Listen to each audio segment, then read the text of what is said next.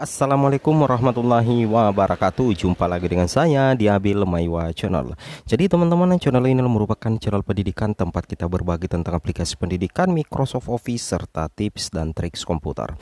Jadi baik Bapak Ibu guru sekalian, pada video kali ini kembali lagi admin akan berbagi sebuah video informasi terkait penjelasan Kepala BKN soal masa kerja dalam penetapan NIP P3K. Di sini rekan-rekan guru honorer harus paham ya. Jadi di sini tentunya akan terjawab ya terkait masa kerja teman-temannya dalam hal penetapan NIP P3K. Nah, di sini di sini gambar ya, ada PLT Kepala BKN Bapak Bima Haria Wibisana yang sedang menjelaskan mengenai apa sih sebenarnya syarat usulan penetapan NIP, dan itu adalah ilustrasi foto saja. Dan di sini dilansir di jpnn.com Jakarta teman-teman ya, bahwasanya Badan Kepegawaian Negara BKN itu merevisi persyaratan pengusulan penetapan NIP P3K 2021. Nah, di sini dikatakan bahwasanya revisi tersebut dikeluarkan BKN pada 14 Februari 2022. Seperti itu Bapak Ibu ya.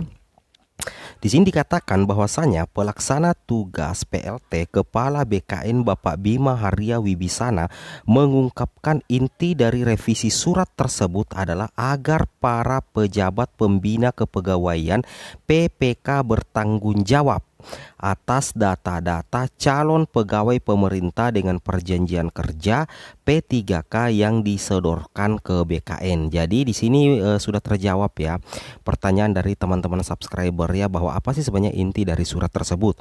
Jadi surat yang dirilis oleh atau dikeluarkan oleh BKN pada tanggal 14 Februari 2022 yaitu agar nantinya PPK bertanggung jawab atas data-data calon pegawai pemerintah dengan perjanjian kerja yang disodorkan ke BKN. Artinya itu data sudah valid dan pejabat pembina kepegawaian harus bertanggung jawab atas data-data yang disodorkan ke BKN terkait P3K. Seperti itu Bapak Ibu ya, inti dari surat ini sebenarnya. Jadi harus dipahami.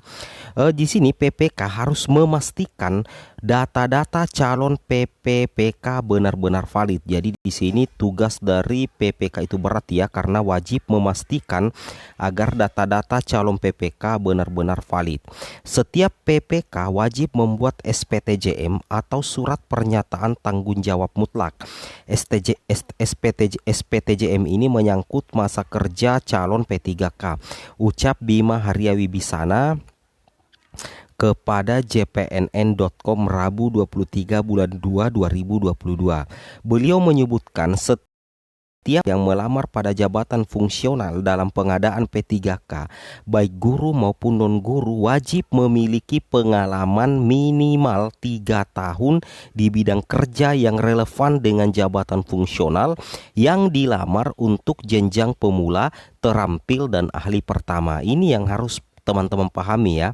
Nah, ini yang admin garis bawahi, bahwasanya beliau menyebutkan ya, maksudnya ini Bapak Bima ya, bahwa setiap pelamar yang melamar pada jabatan fungsional dalam pengadaan P3K, baik guru maupun non-guru, wajib memiliki pengalaman minimal 3 tahun di bidang kerja yang relevan dengan jabatan fungsional yang dilamar untuk jenjang pemula, terampil, dan tentunya ahli pertama. Seperti itu Bapak Ibu ya. Oke, kemudian kita lanjut lagi di sini. Sementara di sini bidang kerja yang relevan dengan jabatan fungsional yang dilamar untuk jenjang mahir, penyelia, ahli muda, dan ahli madya pemula, terampil, dan ahli pertama paling sedikit masa kerjanya itu 5 tahun teman-teman ya. Jadi ada yang 3 tahun dan ada yang 5 tahun.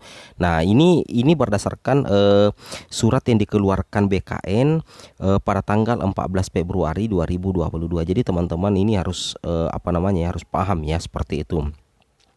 Kemudian Bapak Bima Haria menegaskan ketentuan tersebut berlaku untuk semua jabatan P3K, baik jabatan fungsional non-guru ataupun guru. Nah, ini ya, jadi ini berlaku untuk semua teman-temannya, baik itu non-guru ataupun berlaku juga untuk guru. Yang jelasnya masuk ke dalam kategori jabatan fungsional seperti itu.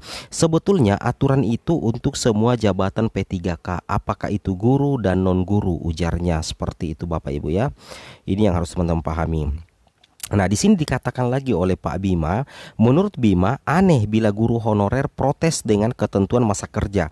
Kalau memang benar-benar mengabdi semestinya, mereka sudah lebih dari 3 tahun menjadi guru honorer atau GTT tidak tetap. Namun itu perlu dicek ulang oleh PPK-nya. Nah, maksudnya dari pihak BKD-nya teman-teman. Jadi sangat aneh jika ada guru honorer yang protes dengan ketentuan masa kerja. Kenapa?